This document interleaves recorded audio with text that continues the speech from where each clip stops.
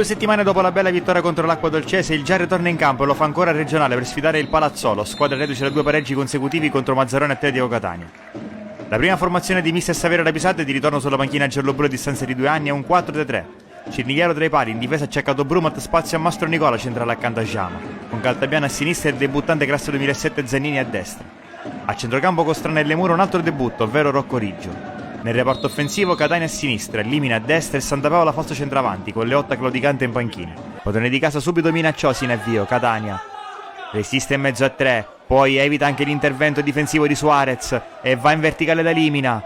Limina all'1 contro 1 con Cro, grande palla per Santa Paola perde il tempo e non riesce a calciare, poi recupera la palla, ci prova adesso, murato dalla difesa. Ancora Giarre in attacco, Le Mura riceve da Santa Paola, resiste poi il rientro di Suarez, accelera Le Mura, allarga a sinistra per Catania, Catania rientra sul destro, prova il tiro a giro, blocca a terra Fallù.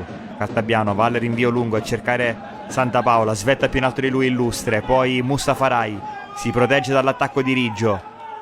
Ha spazio per impostare, allarga a destra dove c'è Meduani, il cross al centro per il colpo di testa di Suarez che in qualche modo batte Cirnigliaro all'improvviso al primo tiro in porta, il Palazzolo passa in vantaggio.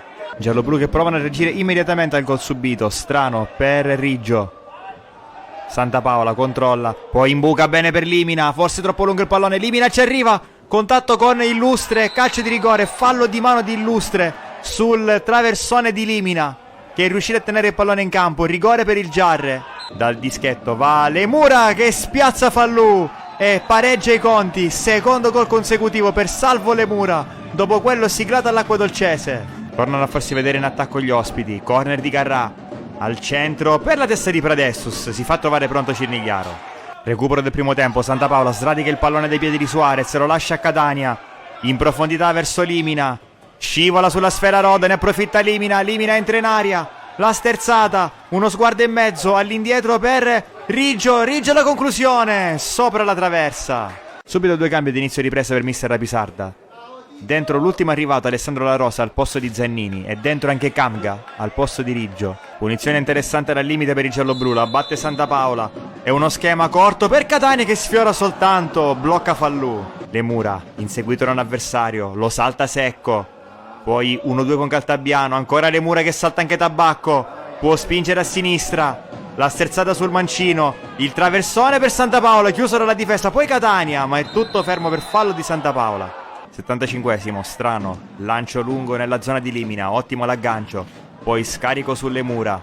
Le Mura va all'1 contro 1, lascia sul posto l'avversario, il cross sul secondo palo per Catania, la torre, Santa Paola la sponda di nuovo per Catania, esce Fallù e fischia il direttore di gara, calcio di punizione per il Palazzolo, fallo di Catania su Fallù e questa è la decisione del signor Lafranca di Messina. Continuano a spingere i giarresi, Le Mura allarga a destra per La Rosa, può attaccare La Rosa, una finta, poi va in verticale per Camga chiusa energicamente da Pradessus, tutto regolare ancora per l'arbitro, ancora qualche protesta. Terza sostituzione per mister Rapisarda, fuori Santa Paola, dentro Mascara. Ultima azione della partita, piazzato di Le Mura, morbido in aria, parata in presa alta da Fallù e arriva anche il triplice fischio, ma storie tese in campo, a farne le spese sono Strano e Roda, entrambi sanzionati col rosso diretto. Non basta dunque al Giarre il grande cuore messo in campo, un pareggio che lascia l'amaro in bocca viste le pochissime sofferenze patite dal reparto difensivo. Adesso 2 trasferte attendono il gialloblu, mercoledì recupero contro il Gioiosa, domenica invece sfida in casa del Mazzarrone, 2 sfide che si preannunciano molto delicate.